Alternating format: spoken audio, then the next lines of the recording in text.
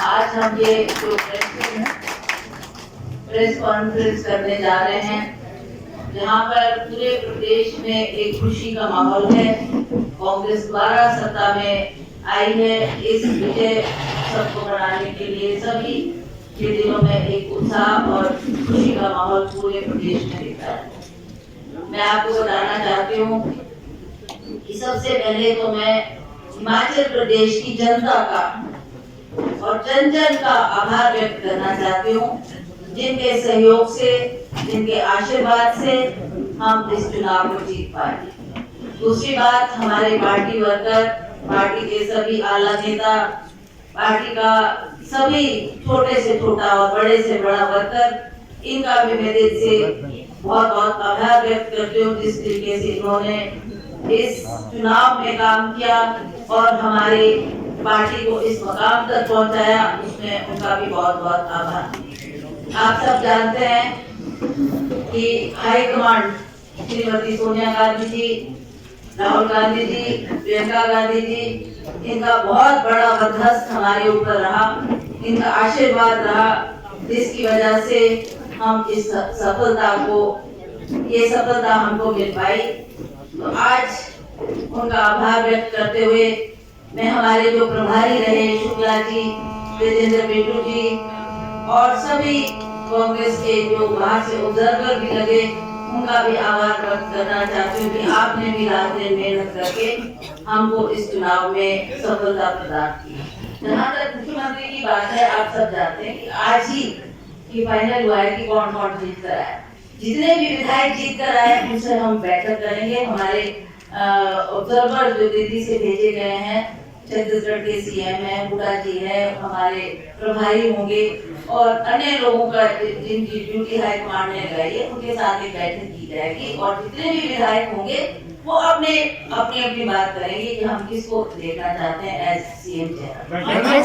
कांग्रेस विधायकों की मीटिंग होने वाली है, तो ये मीटिंग जो है चंडीगढ़ क्यों हो रही है, शिमला क्यों नहीं हो रही है?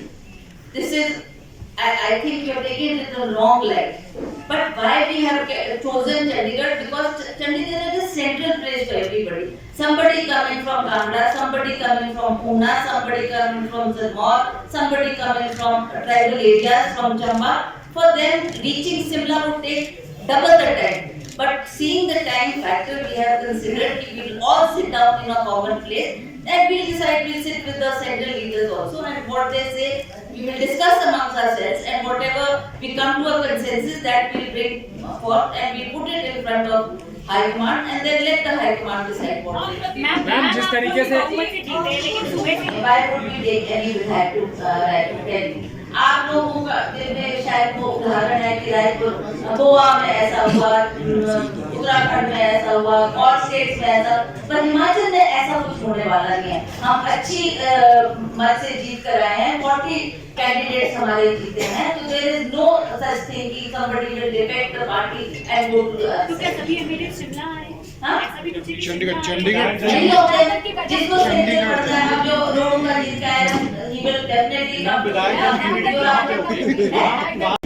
It was a high command to decide कि वीरभद्र सिंह की लेगेसी को भी नजरअंदाज नहीं किया जा सकता। तो कल जो सीएलपी की मीटिंग, आप जो कल High command gave me a responsibility of fighting the by-election where I was facing a very tough challenge. Why? Because there was a BJP government in the center, there was a BJP government in the state, CM was from Mandi itself, and at that juncture where Virbhadra Singh had just won, 1-2 महीने election को गए, मैं उस trauma से गुजर रही थी और मुझे हाईकमांड ने कहा कि आपने ये इलेक्शन लड़ना है। उन्होंने औरों से भी कहा, पर और सब मुकर गए कि no, we don't want to fight, we don't want to. Ultimately it came to me. I said, okay, if the high command has given me this order, I shall obey. I obeyed and I faced the election and I won the election. आपको मुख्य कारण बताना चाहती हूँ कि ये जो चुनाव हमने जीता है, इसमें सबसे बड़ा कारण क्या रहा? स्वर्गीय वीरभद्र सिंह जी, जिनका एक चेहरा हर चुनाव में होता था और लोग उस चुनाव में बढ़ चढ़ के भाग लेते थे। इस बार उनकी कमी चोट महसूस हुई और लोगों ने ये प्रण किया, ये फैसला किया कि आज माननीय वीरभद्र सिंह जी बेशक हमारे बीच में नहीं है, पर उनकी तस्वीर, उनकी यादें, उनके काम और उनका जो जुड़ाव लोगों से था वो आज भी बरकरार है। और उसलिए हर व्यक्ति ने ये महसूस किया कि वीरभद्र सिंह जी आज भी हमारे दिलों में जिंदा है। उनका ऋण हम एक वोट देकर चुकाना चाहते हैं। इसमें सभी ने, चाहे वो किसी भी पार्टी से संबंधित थे, उन्होंने बढ़ करके इसमें भाग लिया और हमें ये सहयोग दिया, जिसकी वजह से हमको ये सफलता मिल पाई।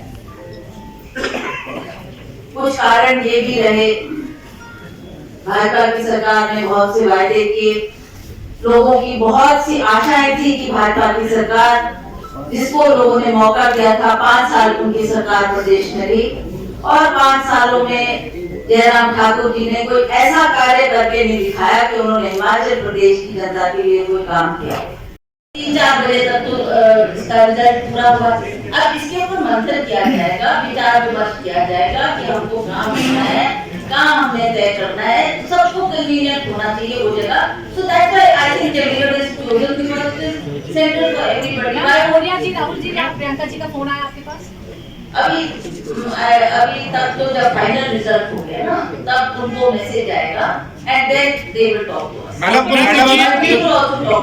जिस कुछ कर रही है उनको करते तो जो वो कर रहे हैं, we are not bothered about that. We are only bothered about our own party and our own Congress. कई सीनियर नेताओं ने कहा है कि जिस तरीके से बीजेपी पहले ऐसा करती आ रही है तो अभी झटका टला नहीं है, लेकिन आप पूरी तरह से आश्वस्त लग रही है।